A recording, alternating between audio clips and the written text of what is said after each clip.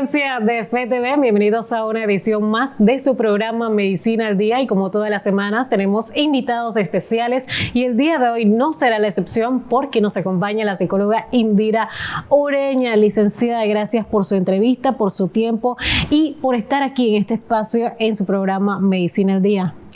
Gracias a ustedes, gracias por la invitación, muy honrada de estar aquí. Licenciada, vamos a hablar acerca de un tema bastante interesante. Sabemos que el tema de la salud mental se debe tomar con debido respeto y también importancia entre la población en general. Y precisamente vamos a tocar el tema de esas vivencias de infancia y cómo influyen actualmente en nuestra vida cotidiana ya de adulto. Así es. De hecho, un porcentaje muy alto de las enfermedades comunes que atienden los médicos, arriba del 80%, tiene un componente importante psicológico que se trabaja en conjunto. Y eso es una estadística conocida. Y la manera en que vivimos nuestra infancia define muchísimo cómo enfrentamos la salud mental en nuestra edad adulta. Es así. En el tema de la salud mental llama la atención, por ponerlo de este ejemplo, el tema de la pandemia. Llegó la pandemia del COVID-19.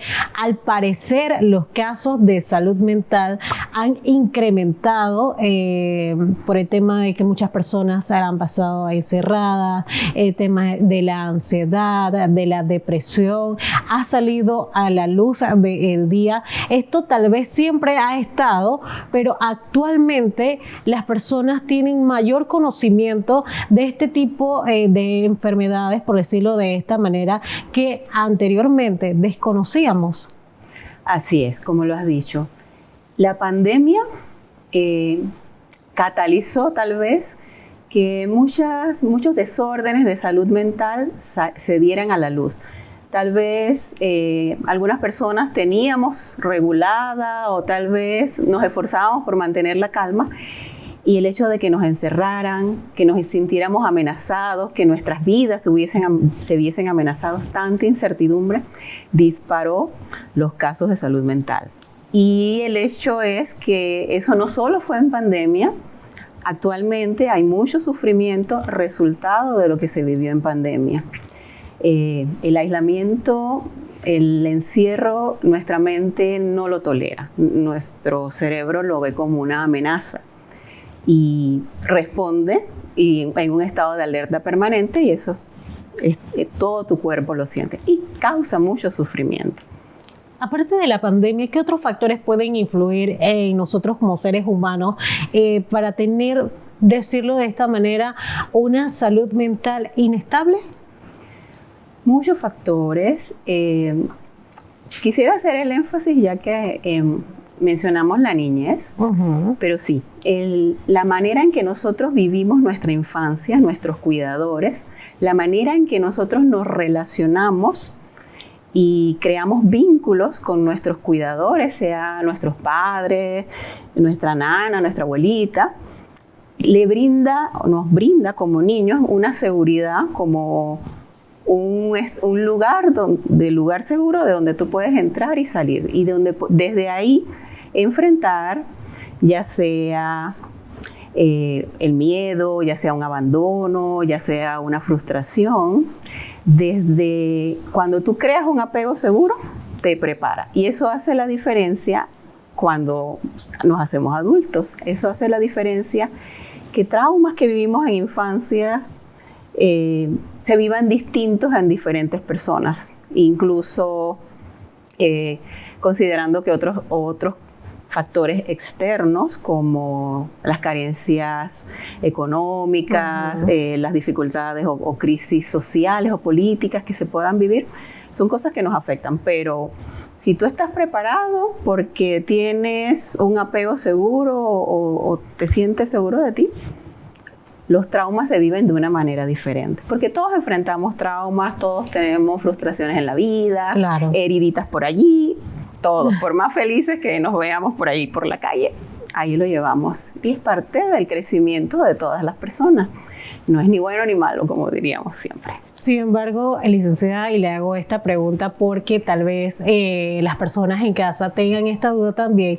Y hablando de la infancia, ¿cómo hacer o manejar este tema de salud mental en una etapa de infancia? Son infantes, son niños, no manejan este tipo o controlan las emociones.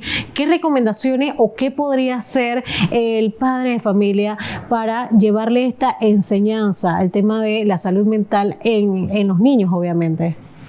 Sí. En este momento hay muchísima información disponible. La verdad que los padres de esta generación tienen a mano mucha información y de hecho están también más educados en cuanto a emociones. Incluso también los maestros, pero yo diría que para mí la primera recomendación sería que tú como padre, como cuidador, como maestro, también te revises a ti mismo. Claro. Cuando sanas tus heridas hacia arriba con tus padres, tu relación con tus hijos fluye solo. Muchas veces me llegan muchas personas a consulta que vienen tal vez dolidos por la experiencia de sus padres y se dicen a sí mismos, yo jamás haría eso a mis hijos. Pero lo cierto es que las experiencias de la vida, las circunstancias, inconscientemente te llevan a repetir el patrón que tú prometiste no ejecutar. Y eso se da porque no has sanado tus propias heridas, no has perdonado, y el inconsciente tiene mucho poder. Lo que nosotros procesamos a nivel consciente, lo que vivimos también, lo que vivimos, es donde nos mantenemos regulados y lo que proyectamos, pero bajo presión el cuerpo se deja llevar por el inconsciente, son las emociones. Eso es fascinante cuando se estudia en neurociencia cómo funciona el cerebro. Hay como una conexión entre la emoción y la parte que el cerebro que lleva a hablar o al movimiento. Entonces se salta la conexión con el razonamiento, que es como cuando tú dices, bueno, yo planeo hacer esto con mis hijos, va a ser así, como uno lo sueña, ¿verdad? Pero bajo estrés hay una conexión directa entre la emoción y el lenguaje, y dices lo que no querías decir y pegaste 2 gritos o alzaste la mano, porque así funciona nuestro cerebro. Ahora es muy fascinante, eso ahora está muy estudiado, eso en los últimos 20 años tal vez, que ya la ciencia ha adquirido mucho más conocimiento de cómo funciona el cerebro y es muy fascinante y se han aprendido muchas cosas a partir de esto. Y por supuesto la experiencia del trabajo con niños que han sufrido carencias, y ahora se ha enfocado mucho la investigación también en qué hacen bueno estos padres o estas personas que tienen calma, que regulan sus emociones, y entonces, bueno, vamos a ver qué hacen ellos también. Antes estaba muy enfocado el estudio en la enfermedad. Ahora se estudia mucho la salud mental. Hay mucho que hacer. Hay mucha información disponible, de verdad. Sin embargo, licenciada, este patrón que usted menciona y también me llama la atención, porque uno tal vez ha tenido una vivencia de pequeño y actualmente dice, no voy a hacer esto y no voy a decir lo otro. ¿Esto se puede evitar de alguna forma o siempre va a ser así? ¿Siempre va a salir a relucir algo que nos impactó en nuestra corta edad y sale a relucir a flote ya cuando tenemos cierta edad ya bastante adulta o madura, por decirlo de esta manera? Claro que sí. Bueno, las personas somos tan diferentes y es muy difícil como predecirlo, porque la manera en que reaccionamos somos tan distintos. Así como las caras son distintas, puede que nos parezcamos, pero somos distintos. Igual nuestro cerebro funciona así, diferente. Incluso los hermanos y todos, tú puedes ver que son 5 hermanos y fueron educados en el mismo hogar, y son 5 familias distintas las que ellos crean. Y sus hijos son diferentes porque reaccionan diferente. Pero ciertamente sí hay un impacto, y la manera en que tú en el camino te encuentras con otros vínculos o empiezas a descubrir lo que viviste, hace diferencia en cómo tú manejas eso, incluso perdonas, reconoces el dolor sufrido, perdonas, sanas la herida y el patrón se rompe la cadena, se puede romper esa cadena. Las circunstancias de la vida vividas definitivamente nos marcan. Y a veces los traumas, a pesar de que son dolorosos, nos ayudan a descubrir cosas que no habíamos visto, aspectos de nuestra infancia que tal vez no queríamos recordar o hemos olvidado, y es una oportunidad de sanación. Usted mencionó una palabra bastante clave y que tal vez muchas personas la tengamos presente hoy en día, es el tema del estrés.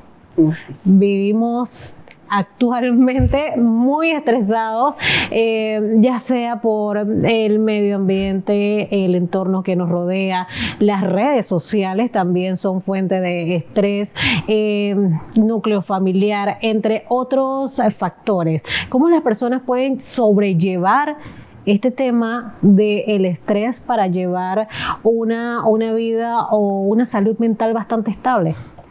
Okay. Es una palabra clave y en salud mental hay que hablar del estrés, hay que hablar porque así como te mencioné hace un rato que en pandemia la mente se sentía amenazada, eso justamente es el estrés. El estrés es una respuesta natural de nuestro cuerpo reaccionando a amenazas.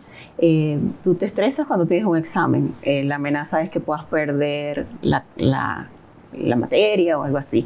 Tienes una entrevista de trabajo, puedes perder tu trabajo, eso te genera estrés porque tu cerebro adaptativamente es una función adaptativa, eso nos sacó de las cavernas y por eso estamos aquí y sobrevivió la especie, porque es una emoción natural y como siempre le digo a mis pacientes, no es ni buena ni mala, es parte del cuerpo perfecto que nos regaló Dios. Es así como tenemos cabello, claro. Así mismo tenemos emociones. Y el estrés es eso, la emoción esa es una emoción que te prepara para la acción, te prepara para pensar más rápido. No te acordarás y te reirás que cuando faltaban minutos para un examen, te entraba la información más rápido. Es cuando uno busca trabajo también. Puedes trabajar bajo estrés. Todo sale más rápido porque el cerebro genera neurotransmisores que le facilitan que las conexiones sean más rápidas. Estás alerta, te concentras solo en eso, ya ni te preocupa comer, el estómago se bloquea porque es necesario bajo ciertas condiciones. El asunto es que, como bien lo mencionaste, en esta época estamos sobreestimulados, hay mucha información, hay muchos compromisos, la industria económica también hay muchas ofertas, nos venden muchas experiencias emocionales. Y eso hace que nuestro cerebro incluso nos cueste tomar decisiones. Hay muchas aspiraciones porque vivimos en una sociedad muy competitiva. Entonces eso nos genera demasiado estrés y lo transmitimos a nuestros niños desde bebés. A los bebés los estimulan tanto que no descansan. Y los niños, que la clase de una cosa, que la clase de otra, que van al colegio y tienen... Porque los papás también se sienten estresados porque tienen como que ven que los hijos de las otras personas están tomando clases de karate. Y es bueno, no es que sea malo, pero hay que hacer conciencia de hasta dónde está el límite de que esto lo estoy disfrutando o esto me está generando estrés. Y hasta dónde mi muchacho está tolerando esto. Porque a veces hay que darse permiso para no hacer nada. El cerebro necesita descansar. Hasta las vacaciones pueden ser estresantes. Licenciada, me quedo con esta frase, el estrés es palabra clave. Vamos a cumplir con un cambio comercial y a regresar vamos a continuar con más de este tema bastante interesante y que las personas en casa deben prestar mucha atención. Ya volvemos.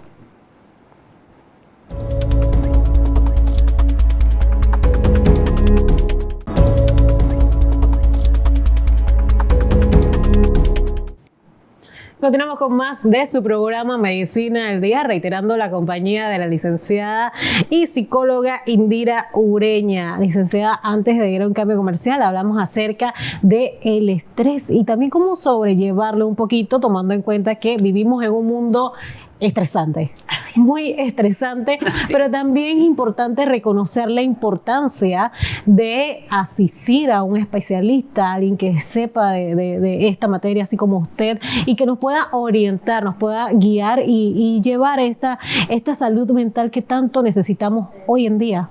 Así es.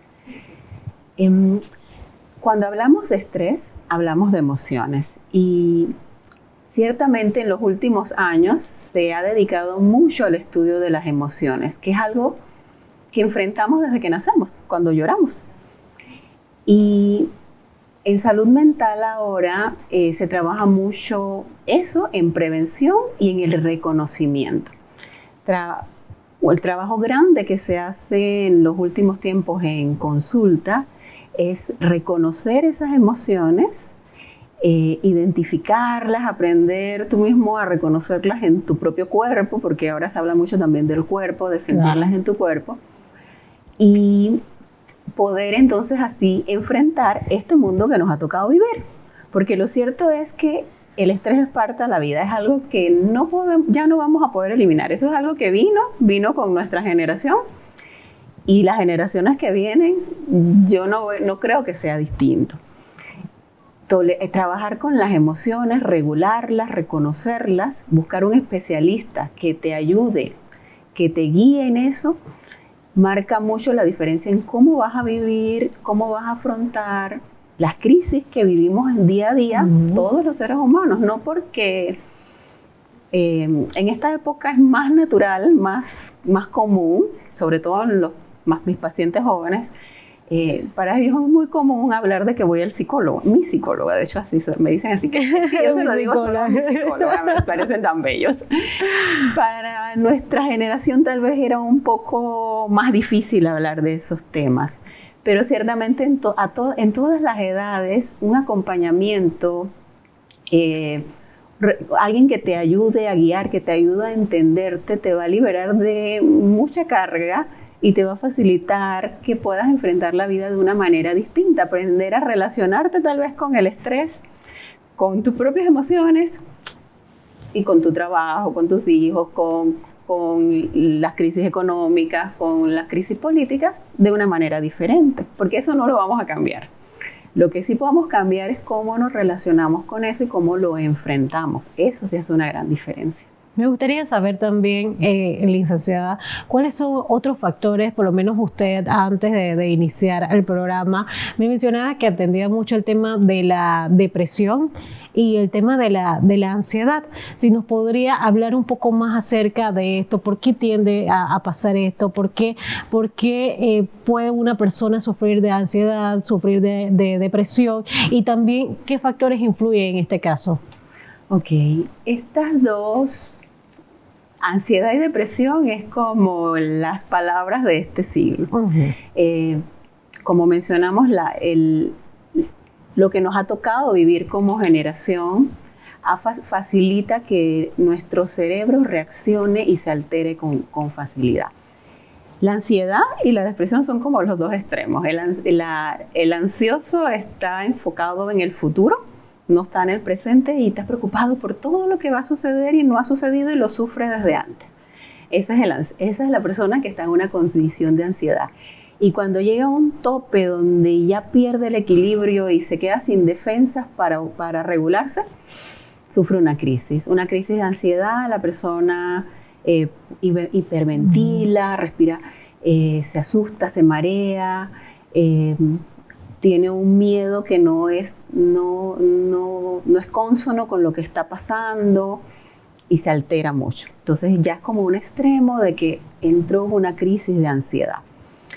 Y ya sí lo llevan al médico y muy probablemente lo atenderíamos entre un psiquiatra y un psicólogo, porque ya es como un extremo. Pero a eso no se llega de un día a otro. Claro. Poco a poco eso vas ascendiendo en escala hasta que llegas a eso. Pero cuando haces una entrevista, la historia clínica del paciente, y le preguntas, te das cuenta que empezó desde muy joven y lo intentó regular, ahí veía cómo lo hacía con sus propios recursos, hasta que en un momento se detona. Esto es interesante lo que usted menciona, porque tal vez muchas personas en casa, y me puedo incluir, no sabemos identificar estos indicadores que nos pueden llevar a la ansiedad o a la depresión o otro tipo de enfermedad. ¿Cómo podemos distinguir en este caso, licenciada? Es difícil porque en verdad es como una escala donde acá al final hay como una crisis de ansiedad, pero nuestra personalidad también define mucho y cómo aprendes desde pequeño a afrontarlo. Y hay momentos de la vida donde uno de repente se le disparan porque también hay factores externos. Te quedas sin trabajo o crisis normales de la vida, cuando digamos que estás preparando una boda porque te vas a casar, eso te genera ansiedad y te genera, como te mencionaba hace un rato, tu cerebro se prepara para la acción porque hay una sobrecarga de trabajo y de expectativas. Pero cuando pasa a dejar de estar dentro del rango de salud mental es cuando la persona ya empieza a sufrir. El cuerpo habla, el cuerpo lleva la cuenta. Cuando tu cuerpo está afectado, colon irritado, los trastornos de ansiedad también tienen mucho que ver con las alergias, se te inflama la piel, no duermes bien, te alteras muy fácil, estás muy sensible y de repente lloras o gritas.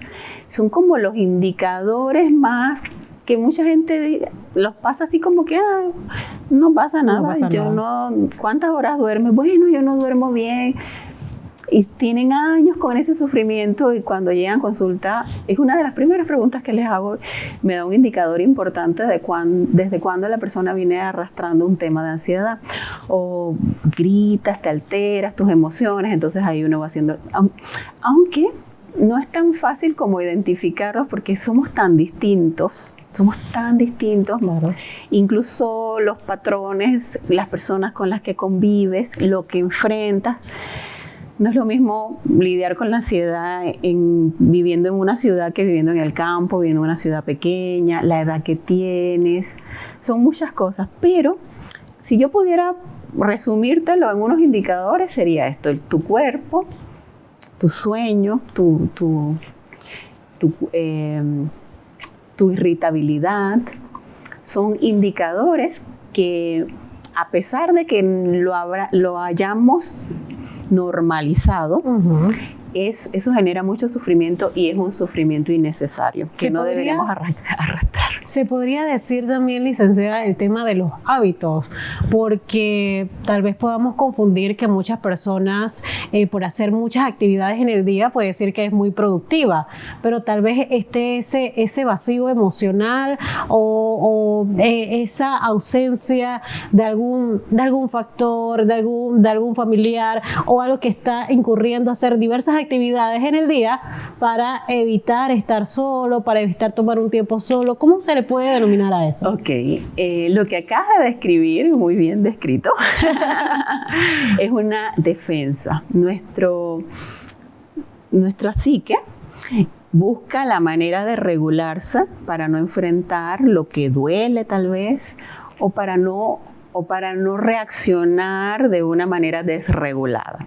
Entonces, cuando te toca enfrentar algo que duele, por ejemplo, como mencionaste, el vacío existencial, que sí, hay personas que se vuelven adictos a tu trabajo porque eso es lo único que les llena. Pero como es un vacío que no han resuelto y que tal vez es en otra etapa de su vida, eso jamás los va a satisfacer. Y a las finales terminan también en un estado de sufrimiento o en algún momento llega un tope donde ya se le dispara y se enfrentan con su dolor. O el cuerpo habla, viene un ataque cardíaco, viene una enfermedad, puede pasar. Igual nos pasa mucho en los duelos. Los duelos son traumas que vivimos porque a todos nos toca de repente en algún momento perder un ser amado, pierdes un trabajo, una mudanza. son formas de pérdidas que el ser humano enfrenta como parte de su ciclo de vida. Y pasa mucho cuando las personas enfrentan duelos que no me duele o entran en negación. Esa negación es inconsciente, es una defensa natural que hasta cierto punto puede funcionar y te ayuda a lidiar con el dolor mientras te adaptas a tu vida nueva sin eso que perdiste, sin esa persona que perdiste. Pero si esta defensa te bloquea y no te permite conectar con tu realidad, que esa persona ya no está, no te permite sentir el dolor que es necesario, porque como emoción que es, como te mencioné hace un rato, no es ni bueno ni malo, es una emoción. No hay emoción mala, todas son buenas, todas son necesarias. A través de ese dolor tú sanas esa herida y te adaptas a tu nueva vida vinculándote diferente con ese ser querido que perdiste. Pero las defensas te pueden llevar a alargar el sufrimiento. Si una persona que se mantiene en la fase de negación mucho tiempo va a sufrir. Va a sufrir porque va a ser un duelo. Eso se convierte en un duelo complicado que se pasa del tiempo que debería durar, un tiempo de recuperación natural y normal. El rol de la familia, licenciada, también es importante. ¿Cómo se le puede brindar esa ayuda? Porque tal vez usted pueda saber cómo se le brinda la ayuda, la debida ayuda a una persona que esté pasando por diversas situaciones que ya amerita recibir la atención por parte de un especialista, pero una persona que no tiene estos conocimientos como usted, ¿cómo se le puede brindar esta ayuda o cómo puede por lo menos detectar, este familiar o este ser querido necesita atención de algún modo? Okay. En duelo, por ejemplo, es bien importante, como has mencionado, el rol de la familia, las personas que nos acompañan en este proceso. A veces es difícil encontrar quien te sostenga, porque a veces, sobre todo cuando estamos hablando de duelo y es un familiar que se pierde, la familia todos están sufriendo, todos les duele la pérdida, pero habrá un familiar más cercano que duele más o más vulnerable y está sufriendo más. Es importante primero reconocer que el dolor que sufre la persona es parte del proceso de recuperación y darle el espacio a la persona que llore. Nosotros tendemos a decir no llores, claro. Cálmate. La persona justo necesita todo lo contrario. Este es el espacio para llorar. Haz la prueba una vez y te vas a dar cuenta que cuando tú le dices eso a una persona, entonces que llora, y ese llanto que ciertamente es incómodo y que por supuesto quien se ofrece a hacer esto tiene que estar consciente de que tiene que ir con cierta calma para tolerar el dolor, porque la otra persona está sufriendo. Claro. Entonces, darle permiso a la persona para que llore, darle a la persona tal vez ansiosa, porque es el otro extremo, el espacio para que se exprese, para ambos reconocerle que lo que están sintiendo es natural. No calmarlos, en este caso no decirle que se calmen, sino todo lo contrario, permitirle que se expresen, como el enojo también. Parte del proceso de duelo lleva una fase de enojo y nuestra sociedad nos enseña desde pequeños a reprimir el enojo. Por supuesto, un enojo mal regulado te lleva a darle un golpe a una persona o a golpear a un niño o pelearte con alguien en la calle. Eso es un enojo mal regulado, pero el enojo que sentimos de repente en la fase de duelo, de por qué a mi familiar, por qué a mí me pasa esto, es una parte normal de las fases de recuperación. Si te saltas esa fase, no te terminas de curar. Licenciada, sabemos que este es un tema que da para mucho más, un tema extenso, extenso y bastante amplio, y estoy segura que las personas en casa están bastante interesadas en conocer un poco más, y me llevo bastantes frases que usted menciona, el tema del estrés, las vivencias de nuestra juventud, de nuestra niñez y cómo influye actualmente el manejo de las emociones. Usted tocó un punto también bastante interesante y que lo ponemos también a veces en nuestra vida cotidiana en duda, del tema de las emociones. Ahora sabemos que todas las emociones son buenas, siempre y cuando debemos controlarlas y regularlas, y también recibir ese apoyo y también esa ayuda por parte de un especialista, acá como la licenciada Ureña, que ha estado aquí acompañándonos en su programa Medicina al Día. De esta manera ponemos punto final y nuevamente agradeciendo su compañía, licenciada, por aquí explicarnos de todo con respecto al tema de la importancia de la salud mental. Y de esta manera ponemos punto final a su programa Medicina al Día. Será hasta la próxima.